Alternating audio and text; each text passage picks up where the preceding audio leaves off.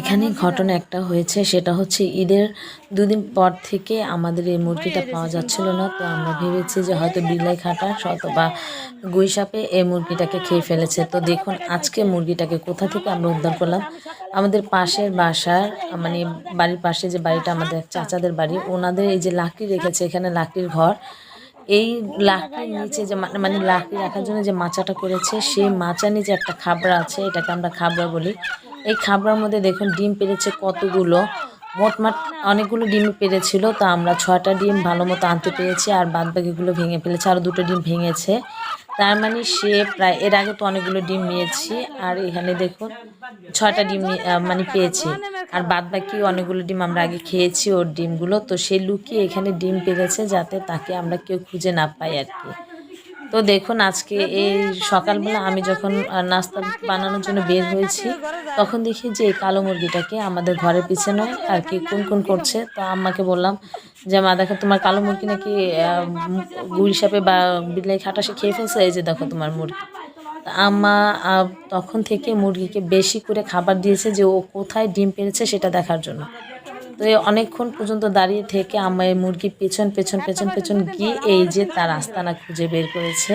সে কত সুন্দর করে এখানে ডিম পেড়ে তারপরে মানে নিরাপদ স্থানে রেখেছে, যে বাচ্চা ফুটিয়ে সে একসাথে বাচ্চা নিয়ে বের হবে আর কি।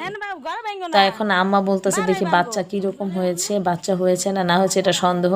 তা আমি বললাম যে না তুমি দেখো না, কিন্তু না আম্মা সেটাই করতেছিল আর কি।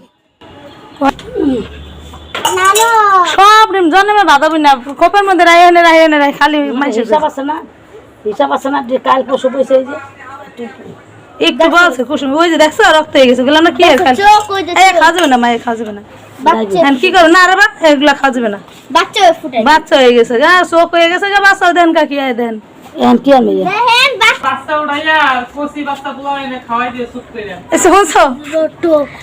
দিয়ে দাও মা, দরকার হলে ডিম আর আছে না মুরগিতে ডিম পাওয়া যায়।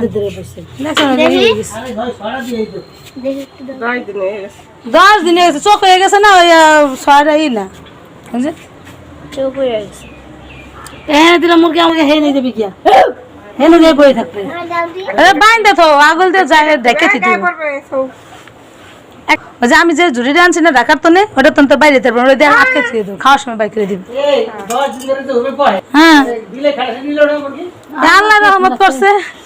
তুমি যে জায়গা দেখো নাই, অনেক সুন্দর জায়গা। ওই কাকার ওই যে লাকড়ি থুইছে না, হ্যাঁ নিচে একটা খাবড়া থুইছে, এটা কি মুড়ি বাজার খাবড়া না, মুড়ি বাজার খাবড়া, সাবনা ওই যে বালু পড়া যেটার মধ্যে হেয়ার মধ্যে বসে কি সুন্দর একটা বাংছে।